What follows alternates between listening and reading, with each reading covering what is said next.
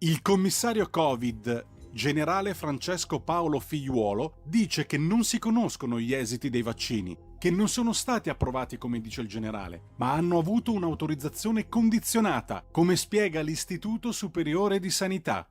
Mai nella storia dell'uomo si era riusciti a produrre in così poco tempo un vaccino contro una terribile pandemia, ma soprattutto si è iniettato in pochissimo tempo decine di milioni di dosi di vaccini, senza saperne chiaramente l'esito, se non quello sperimentale che ha portato il vaccino a essere approvato dalla comunità scientifica e dalle agenzie regolatorie.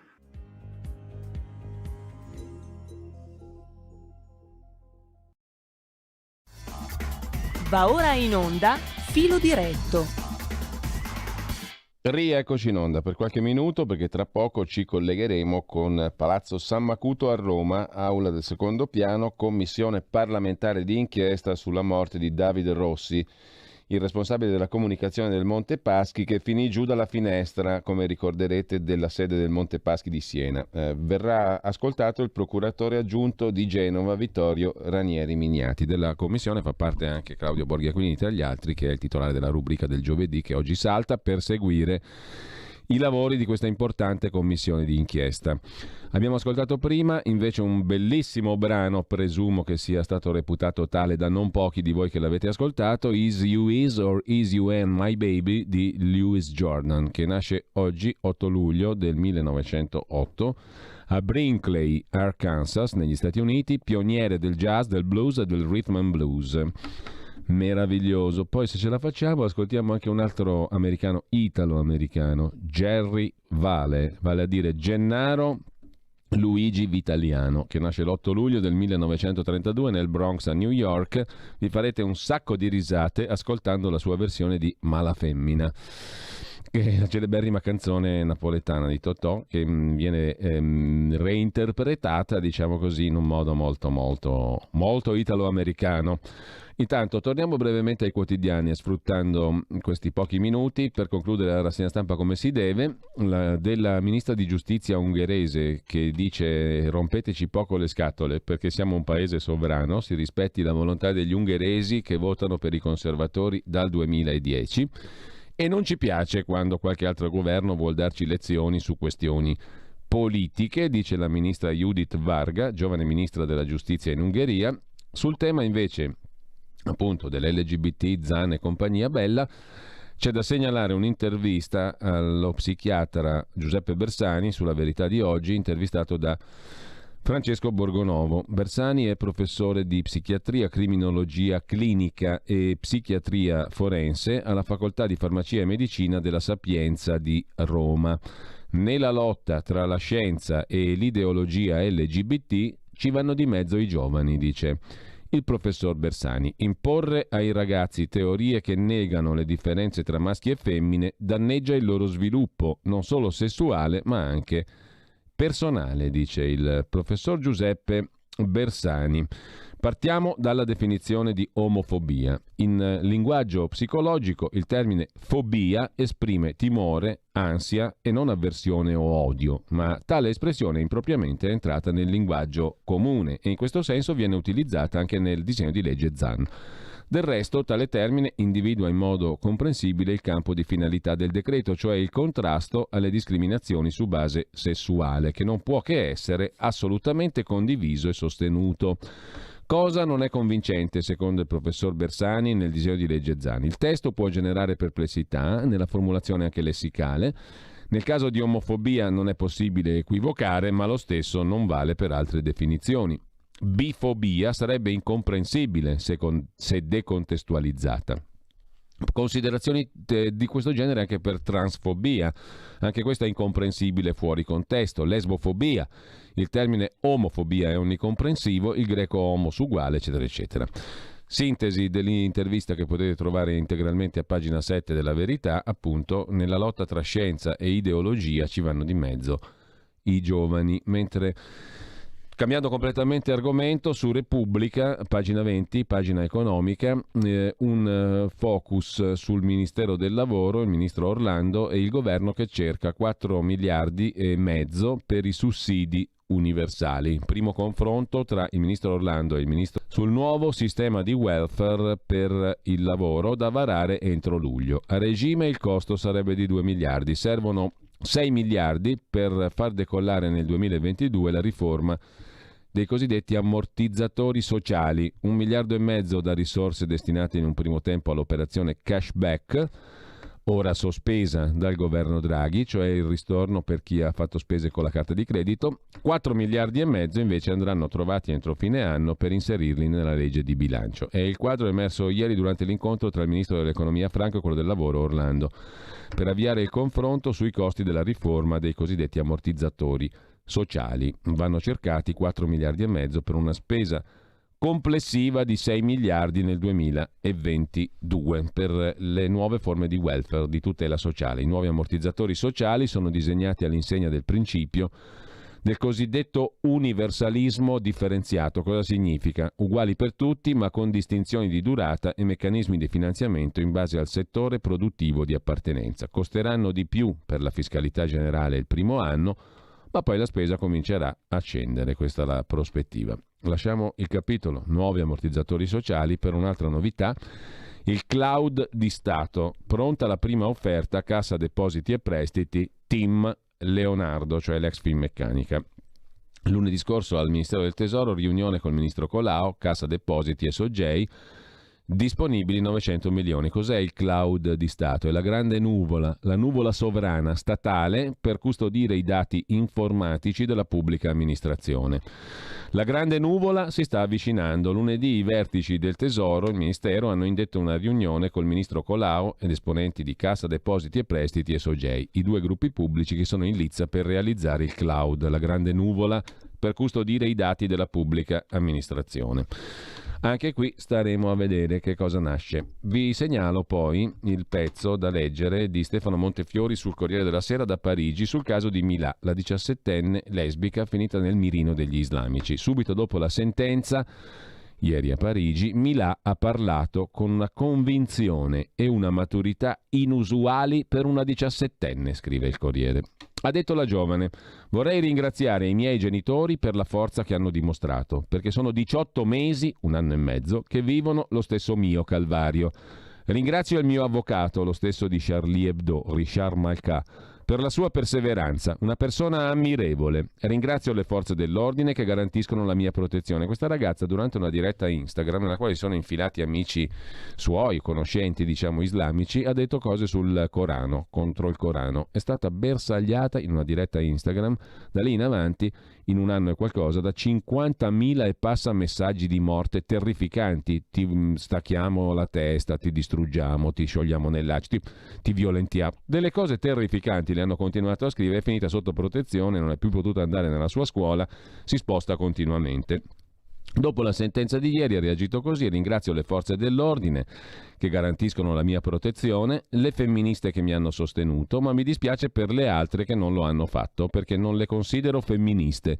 Ringrazio le associazioni antirazziste che hanno avuto il coraggio di aiutarmi. Le altre che non lo hanno fatto non lottano davvero contro il razzismo. Abbiamo vinto, vinceremo ancora, non dobbiamo arrenderci. Così Milà, esultando per la sentenza del Tribunale di Parigi che ieri ha condannato 11 dei suoi persecutori online. Ti troveremo, ti legheremo, ti tortureremo. Ti farò fare la fine di Samuel Paty, il professore delle medie decapitato da un islamista.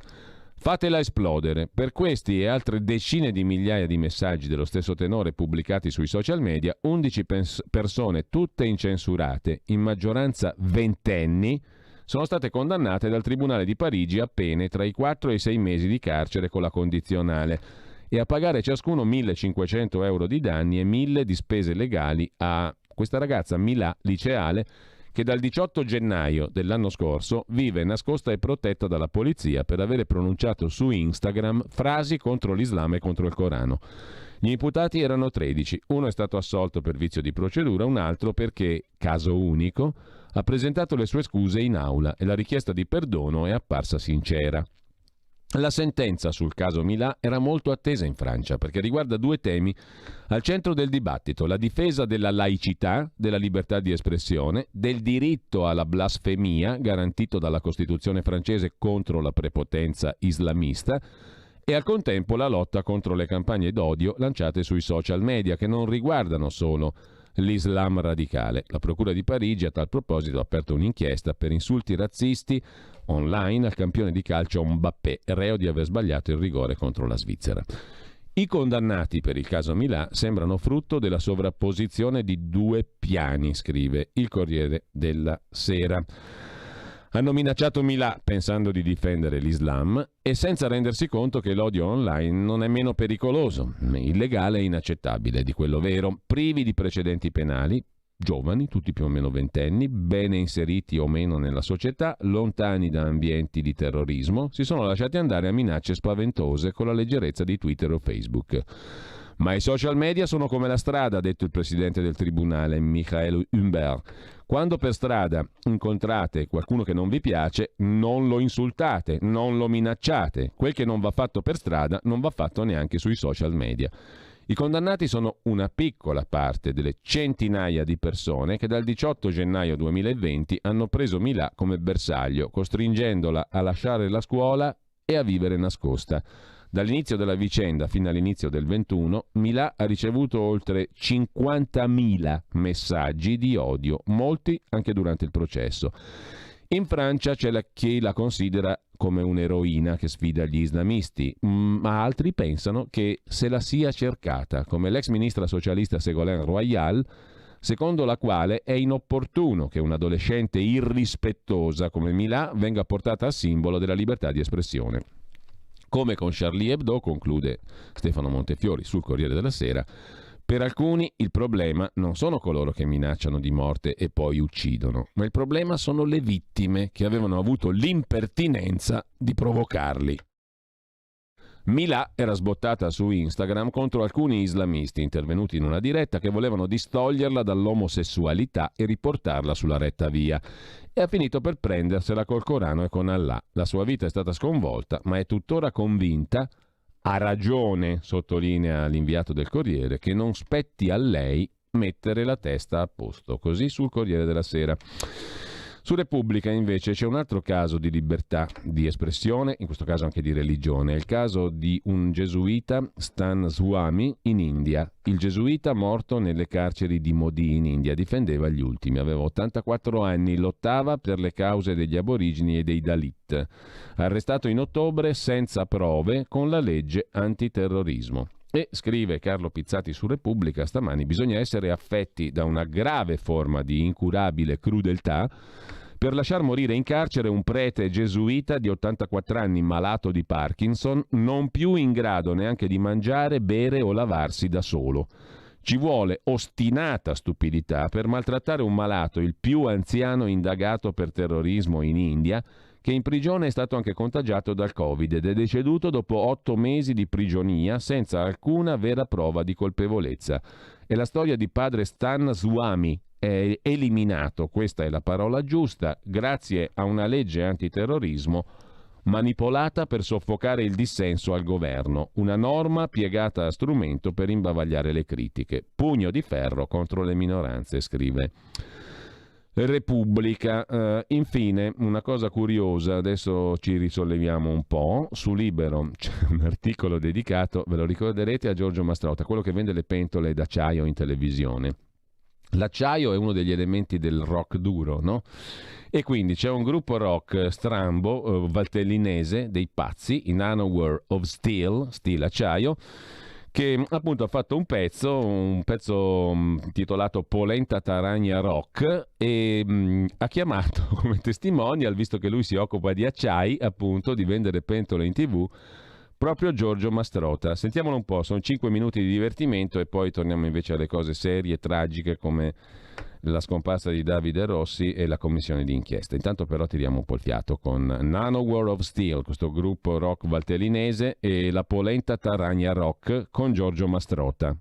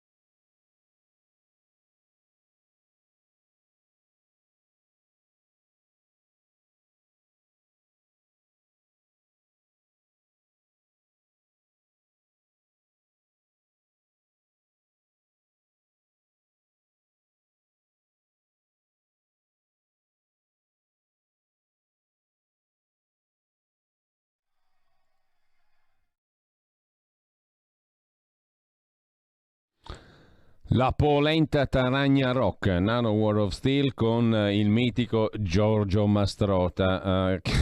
Ascoltatelo, lo trovate facilmente su YouTube il video originale, che è anche divertente, tra i monti meravigliosi della Valtellina.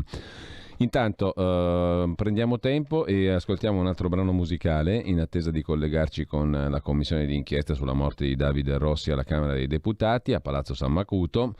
L'ultimo dei nostri appuntamenti musicali di oggi per quanto riguarda il calendario. L'8 luglio del 32, appunto nel Bronx a New York, come abbiamo detto prima, nasce Jerry Vale, Gennaro Luigi Vitaliano, qui impegnato nella celeberrima Mala Femmina. Gustatevi e fatevi due risate anche in virtù dell'accento che sentirete squisitamente italo-americano, da broccolino, diciamo così.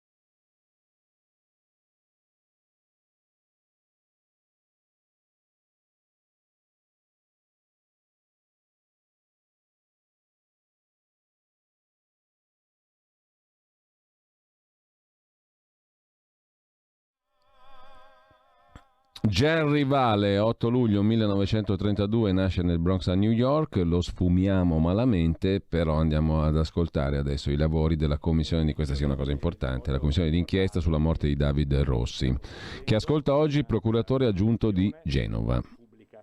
Quindi se poi lei avrà necessità di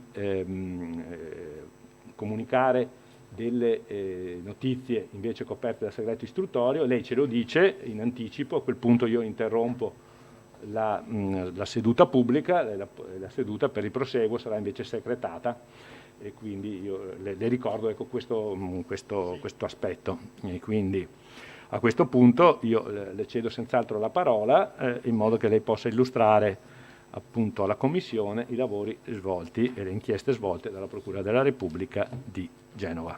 Grazie. Allora, intanto Il microfono. si sente? Grazie. Allora, intanto mi presento, sono Ranieri Mignati, sono procuratore aggiunto, uno dei procuratori aggiunti della Procura di Genova. Sono stato delegato dal procuratore capo, il dottor Cozzi, a partecipare a questa audizione per una duplice ordine di ragioni. Innanzitutto perché il mio procuratore, ahimè, ieri è andato in pensione, quindi in questo momento non svolge più le funzioni di procuratore. E due, perché comunque l'indagine l'ho seguita personalmente insieme ad un altro magistrato della Procura di Genova, la dottoressa Cristina Camaiori, con la quale abbiamo lavorato fianco a fianco. La dottoressa Camaiori poi è stata trasferita alla Procura Generale della Repubblica di Genova e quindi poi la richiesta di archiviazione l'ho firmata solamente io, ma il lavoro è frutto, questo tengo a precisarlo, del lavoro di entrambi i magistrati, cioè quello della dottoressa Camaiori e il mio. Non so, se ritenete io posso fare una breve sintesi del lavoro che ha svolto la Procura della Repubblica di Genova, dopodiché sono a disposizione ovviamente per qualsiasi genere di domande. Circa la preoccupazione del segreto istruttorio, il segreto istruttorio è venuto meno, perché le investigazioni che ha svolto la Procura di Genova si sono poi concluse con una richiesta di archiviazione. C'è stata opposizione delle persone offese, poi dirò chi, ma sostanzialmente dei parenti della vedova di Davide Rossi, la signora Tognazzi, e del fratello Ranieri Rossi, e c'è stata un'udienza davanti al giudice per le indagini preliminari del Tribunale di Genova, all'esito della quale poi il GIP, il giudice, ha disposto l'archiviazione che ho qui con me. 2 per 1000 alla Lega. Sostieni la Lega con la tua firma. Scrivi il codice D43 sulla tua dichiarazione dei redditi. Assegnare il tuo 2 per 1000 al codice D43, D43, D43 non costa nulla. Aiutaci ad aiutarti. Il tuo supporto è prezioso.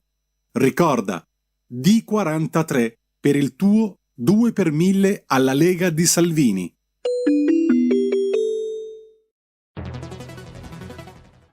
Il futuro appartiene a chi fa squadra. Le radio italiane si uniscono per giocare la partita da protagoniste. Nasce l'app Radio Player Italia. 140 stazioni in una sola rete.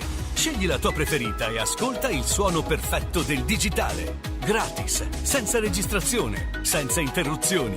Compatibile con tutti i device. Le notizie, la compagnia, la musica scelta da chi la ama, la conosce e la vive. Scarica Radio Player Italia. Il futuro batte con la radio nel cuore.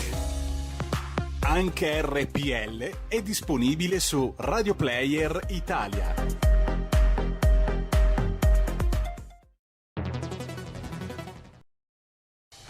Porta con te ovunque RPL, la tua radio. Scarica l'applicazione per smartphone o tablet dal tuo store o dal sito radiorpl.it.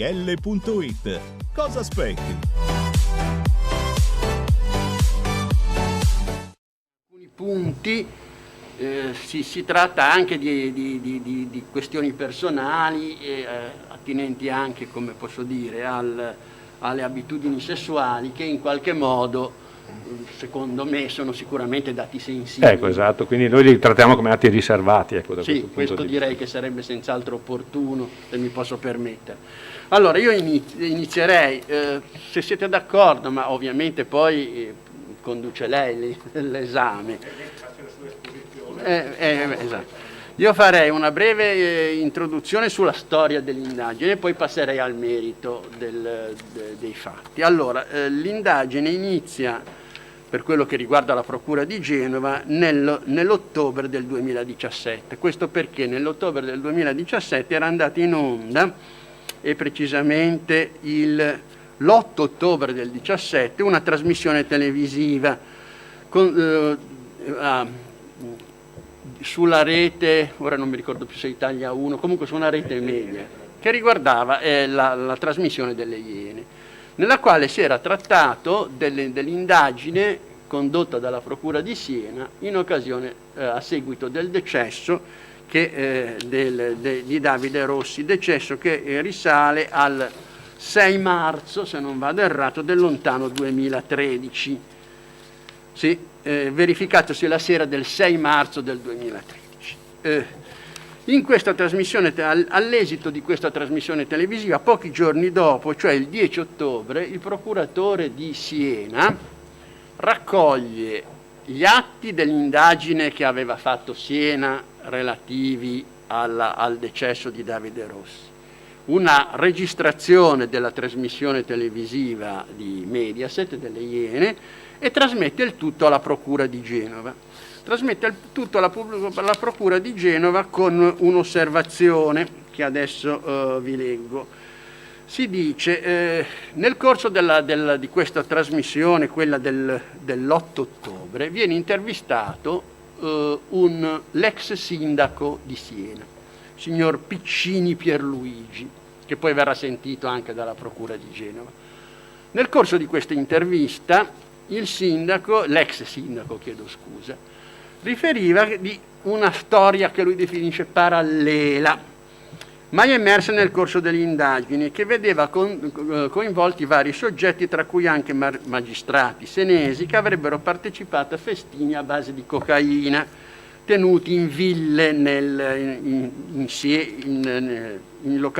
una località tra Siena ed Arezzo. Secondo quello che riferisce in questa intervista al sindaco, ci sarebbero stati, diciamo così, una sorta di condizionamento dei magistrati, i quali, avendo partecipato essi stessi in maniera del tutto inopportuna a questi festini a base di droga, di cocaina e e anche a sfondo sessuale, si sarebbero in qualche modo si sarebbero visti condizionati nella loro indagine da queste inopportune frequentazioni. E ricordo personalmente, che nell'intervista si usa il termine abbuiato, che forse è più toscano che non italiano, ma toscano poi è italiano. Si dice, ma i magistrati potrebbero aver abbuiato tutto. Abbuiare, sì.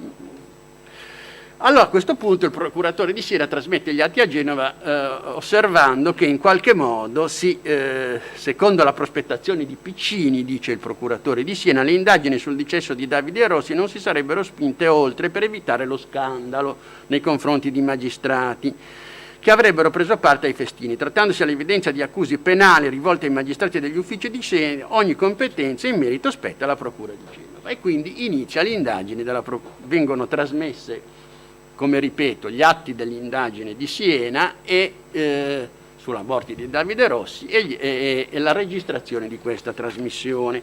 Peraltro a questa trasmissione, dico subito,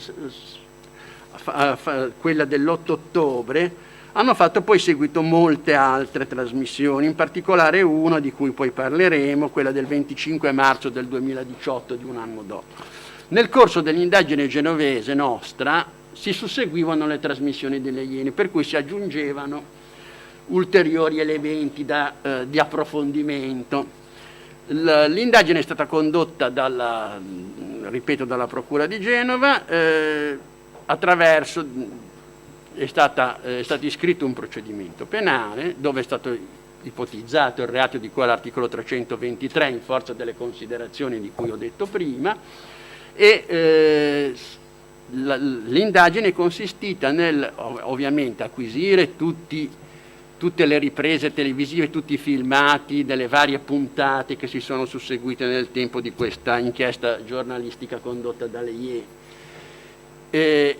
Acquisizioni che avvenivano attraverso la forma è quella del decreto di sequestro, ma ovviamente per cui poi la Guardia di Finanza si recava alla sede Mediaset e acquisiva i filmati necessari, ma adesso al di là di questo e le registrazioni sono state sempre acquisite, non soltanto le registrazioni mandate in onda, ma tutte le registrazioni effettuate dai giornalisti, quindi tutti gli integrali, diciamo le registrazioni integrali delle interviste che erano state utilizzate per poi fare, come si dice, la trasmissione, di modo che anche le parti poi non mandate in onda fossero note alla Procura di Genova. È stato sentito per primo il sindaco Piccini, perché era la prima persona intervistata, e poi poco alla volta sono state sentite tutte le persone di volta in volta citate nella trasmissione televisiva delle Iene.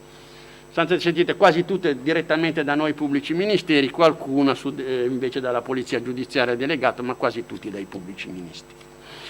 Che cosa poi mi preme ancora sottolineare? Due cose. Un momento importante è la puntata delle Iene del 25 marzo del 2018. Puntate delle Iene del 25 marzo 2018, dove viene intervistata una persona di sesso maschile che si fa, di cui nome non viene, che rimane anonimo. Questa persona di sesso maschile viene chiamata Stefano e quindi diventa poi per tutti Stefano, che appare, il cui volto non appare mai, appare sempre di spalle Stefano nella trasmissione e con la voce non so come si dica, alterata, contraffatta, di modo che non fosse riconoscibile. È importante l'intervista di Stefano perché Stefano è la prima persona che riferisce direttamente di questi festini, nel senso che, e questo poi è un elemento che comuna tutta l'indagine, lo vedrete poi se vorrete esaminare le dichiarazioni che hanno reso a noi le persone di volta in volta sentite, di questi festini a base. Il quadro è questo dei festini. Si trattava di festini, diciamo così, organizzati in Toscana, a volte vengono collocati nel Senese, a volte nella zona di Firenze o di Arezzo, comunque in Toscana, cui partecipavano persone altolocate e quindi vertici di Montepaschi, autorità civili e anche religiose, e magistrati, punto interrogativo, magistrati senesi. In queste feste si sarebbe fatto uso di alcolici, ovviamente, di cocaina e di droghe leggere e, ahimè, anche di ragazze dell'est, ricorda qualcuno, e anche di efebi, di ragazzi. E a seconda dei gusti si sarebbe potuto scegliere, diciamo così. Questo è il quadro. Qua tutte le persone sentite da noi riferiscono di questi festini per sentito dire, come voce che ci circolava a Siena, ma nessuno ha una conoscenza diretta del festino. Sempre qualche cosa derelato e noi abbiamo sempre cercato di risalire pazientemente il nostro filo, ma non abbiamo ottenuto sotto questo profilo nessuna dichiarazione diretta di persone che abbiano riferito di avere partecipato a questi festini e di avere visto Tizio piuttosto che non Caio ai festini, se non, e qui arriviamo al punto, per quello mi sono voluto soffermare sulla deposizione di questo Stefano. Stefano, che ripeto appare anonimo, viene intervistato come anonimo. In questa intervista che abbiamo detto del 25 marzo del 2018 riferisce che di avere fatto in gioventù il ragazzo, di essersi prostituito, di avere conosciuto varie persone che l'avevano introdotto a questo mondo di questa prostituzione di giovani ragazzi, di avere partecipato a festini di questo tipo che ho appena descritto, tanto in quel di Milano, e indica anche un albergo di Milano dove andavano a fare le feste, che però non sarebbe di rilievo ai fini delle indagini, quanto nel Senese. E nel Senese indica in particolare, ricorda in particolare una struttura, un resort in quel di Monteriggioni, che poi noi riusciremo a individuare in un resort di Monteriggioni, dove si sarebbero tenute queste feste. Ad Antonino Monteleone, che è il giornalista delle Iene, il Stefano riferisce di avere partecipato più volte a queste feste, che a questi festini partecipavano persone altolocate, autorità, abbiamo già detto, che lui non conosceva ovviamente, e dopodiché gli vengono mostrate delle fotografie. Monteleone mostra delle fotografie e in trasmissione non fa i nomi delle persone raffigurate sulle foto. Vengono mostrate delle fotografie e lui riconosce in alcune persone, in alcune fotografie, nelle effigie di queste fotografie, alcune persone che partecipavano a questi festini. Questo è quello che appare nell'intervista. A questo punto noi, come ufficio della Procura di Genova, convochiamo e sentiamo i due giornalisti Monteleone e Occhipinti delle Iene. E le sentiamo, e qui si introduce un'altra precisazione che volevo fare, come persone indagate qui nella presenza del difensore. Perché questo? Perché nel frattempo i magistrati di Siena, in particolare i magistrati della Procura della Repubblica e due magistrati del GIP, che erano coloro che hanno firmato le due richieste di archiviazione, i magistrati di Siena avevano formulato una querela nei confronti delle persone intervistate in queste trasmissioni televisive, dei conduttori del programma, quindi dei due giornalisti Monteleone e Occhipinti, e anche del direttore del programma, in cui ipotizzavano di essere vittima di diffamazione e di calunnia. E quindi parallelamente la Procura della Repubblica di Genova ha iscritto un altro procedimento che vede indagati appunto i giornalisti e le persone intervistate per i reati di diffamazione. Noi non abbiamo iscritto la calunnia, abbiamo iscritto la diffamazione. Quindi dovevano essere sentiti in forma garantita, evidentemente alla presenza dei difensori. Occhipinti e Monteleone ovviamente vengono, rilasciano dichiarazioni, spiegano l'origine dell'inchiesta televisiva, si soffermano e indicano quelli che sono state, secondo loro, e poi questo, quando passerò poi all'esame del merito affronterò questo tema, indicano quelle che sono le carenze più evidenti a loro giudizio dell'indagine condotta dai magistrati di Siena e sostanzialmente dopodiché però alla domanda di riferirci chi è Stefano si avvalgano della facoltà di non rispondere. Facoltà di non rispondere di cui potevano avvalersi sia in quanto indagati, sia come giornalisti, perché evidentemente potevano rifiutarsi di rivelare la loro fonte, e così fanno. Devo dire che la Procura di Genova, nonostante questo rifiuto di fornire la fonte, riesce ugualmente a identificare Stefano, e ci riesce grazie al paziente lavoro. Qui devo dare atto della bravura dei nostri inquirenti, della Polizia Giudiziaria, in particolare della Guardia di Finanza, che ricostruendo i tabulati telefonici dei giornalisti, i cui telefoni noi avevamo sequestrato, ovviamente, poi abbiamo restituito immediatamente, ma ci sono serviti per questo, vengono individuati ovviamente una marea di contatti. Alcuni contatti potevano essere più significativi come orari, perché poi Monteleone e Occhipinti non hanno rivelato il nome, ma per il resto hanno riferito. Quindi hanno riferito il luogo in cui è avvenuta la registrazione del programma, gli incontri avuti in precedenza, in quel di Milano, se non vado errato, con lo Stefano. Fatto sta che sulla base di questo si riesce a risalire a alcuni contatti telefonici che potevano essere utili, e uno di questi si è rivelato, per fortuna dell'indagine, positivo, ed è stata identificata questa persona, il cui nome poi ormai posso fare tranquillamente, si chiama Matteo Bonaccorsi. Matteo Bonaccorsi viene convocato in procura e viene sentito come testimone e rilascia dichiarazioni. In queste dichiarazioni ripete sostanzialmente quello che ha detto alle Iene, cioè nel corso di trasmissione, cioè dice di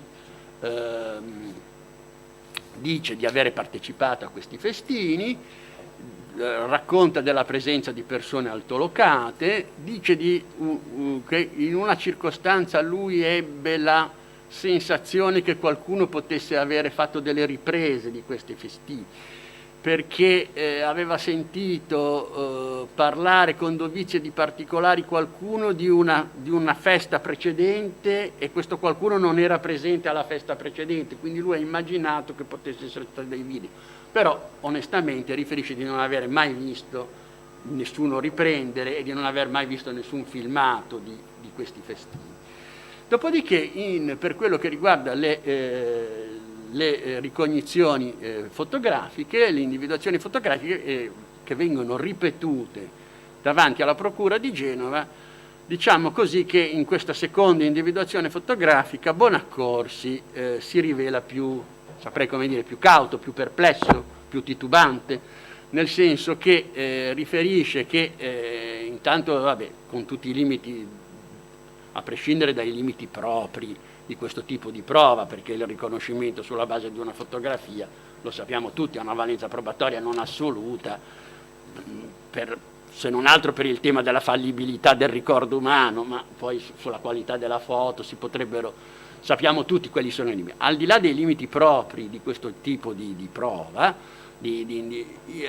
Bonaccorsi aggiunge che in alcuni casi lui stesso aveva subito manifestato al giornalista una certa perplessità, una non certezza, che però sulla quale lui lamenta un po', il giornalista era un po' passato sopra, diciamo. Detto questo, per quello che riguarda in particolare l'aspetto delle indagini che ci interessa di più, riconosce la foto appartenente ad un esponente di Montepaschi, mi pare fosse Mussari, la foto appartenente ad un ufficiale dei carabinieri che prestava servizio in quel di Siena, e riconosce due magistrati. Uno si chiama Natalini e l'altro Aldo Natalini, e l'altro è Nicola Marini. Li riconosce con dei distinguo. Per quello che riguarda Natalini, riferisce di averlo visto 2 volte a 2 feste, in una in cui si sarebbe appartato ma con un'altra persona e in un'altra in cui invece sarebbe stato presente a un rapporto di gruppo a cui partecipava lui stesso. Per quello che riguarda Marini invece in un primo momento riconosce la fotografia, poi però a fronte di un'altra fotografia sempre ritraente Marini ha un momento di ripensamento e riferisce di non essere più sicuro del riconoscimento, perché le sembianze del volto potevano essere simili, ma l'aspetto fisico gli pareva diverso, nel senso che c'era una questione legata alla corporatura, ora non mi ricordo più se gli sembrasse la persona della festa più esile o più robusto, ma comunque insomma c'era qualcosa per cui lui si dichiarava perplesso. Altro punto dell'indagine che va chiarito è quello che si aggiunge ancora dopo, e cioè nella trasmissione, un'altra trasmissione televisiva, Quarto Grado, sempre questa di Rete 4, dove vengono poi 2 puntate che risalgono mi pare al 2018, se non vado errato, le puntate, sì, 9 marzo e 28 settembre del 2018. Anche in questo Quarto Grado vengono trattate il tema delle indagini condotte dalla Procura di Siena sulla morte di Davide Rossi, e anche in questo caso si fa riferimento a questi festini e alla possibile inopportuna partecipazione di magistrati ai festini. Punto. Viene sentito Pierangelo Maurizio, viene sentito come persona informata da noi e in particolare ci sono 2 punti su cui vorrei riferirvi. Pierangelo Maurizio riferisce a noi di avere sentito, di avere 2 fonti in particolare. Una prima fonte che gli aveva riferito di avere visto 3 su dei supporti informatici, ma che però non mostra al giornalista, quindi men che mai li abbiamo potuti recuperare noi, 3 spezzoni di video su un supporto informatico che avrebbero ritratto questi festini e quindi queste situazioni scabrose. Adesso sui festini in particolare vediamo un po' se riesco a ricostruire. Eccolo qua. Il primo spezzone dice Pierangelo Maurizio, non è significativo perché si sentiva solo un vociare di persone in una stanza con un divano a L e vabbè, quindi non è di interesse particolare. Secondo spezzone più interessante perché ci sarebbero ritratti 3 personaggi noti, dice il giornalista, in una situazione piuttosto scabrosa, piuttosto imbarazzante più che scabrosa. Sarebbero praticamente in boxer, con un flutto di champagne in mano e dietro alle spalle la presenza di 3 ragazzini, efebi, come li vogliamo chiamare, di 3 ragazzini. E questo è il secondo filmato. Il terzo filmato invece si rivedono uno di questi personaggi, degli stessi del secondo, uno di questi che passa davanti probabilmente a un telefonino, a uno smartphone, di nuovo in un atteggiamento un po' intimo, esatto, un po' di shit, esatto. Però di questi 3 spezzoni non riusciamo ad avere nulla, perché il giornalista non li ha e comunque poi il giornalista ci oppone, anche lui, la volontà di non rivelare la fonte. E quindi di questa prima non sappiamo.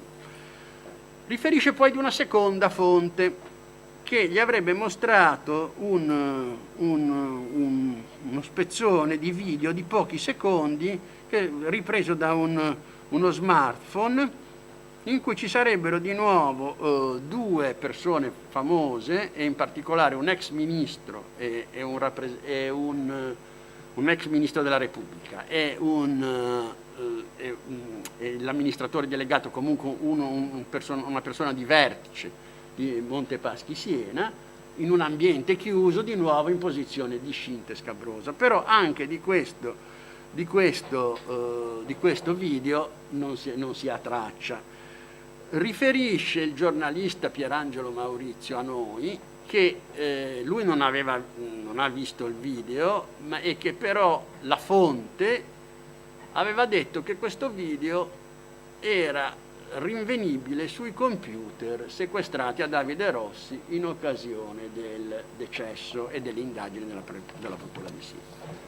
Comunque, in questo caso la Procura di Genova è meno fortunato, se volete voi meno capace, e non riesce a individuare le due fonti, contrariamente a quanto era avvenuto per Stefano.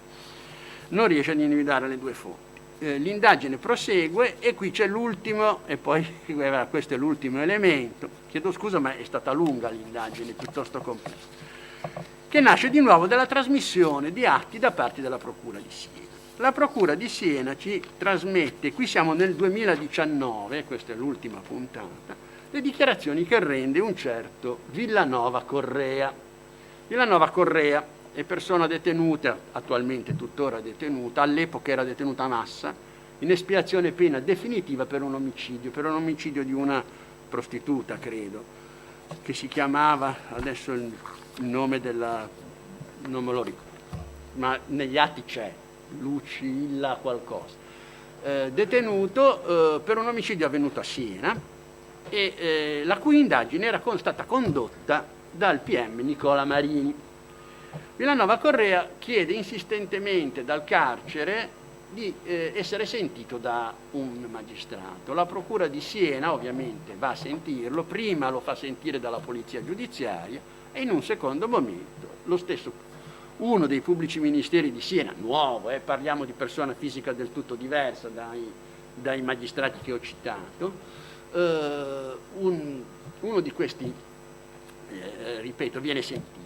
Villanova Correa fa due generi di dichiarazioni. Una prima filone di dichiarazioni in cui riferisce di essere a conoscenza di fatti importanti circa la morte di Davide Rossi.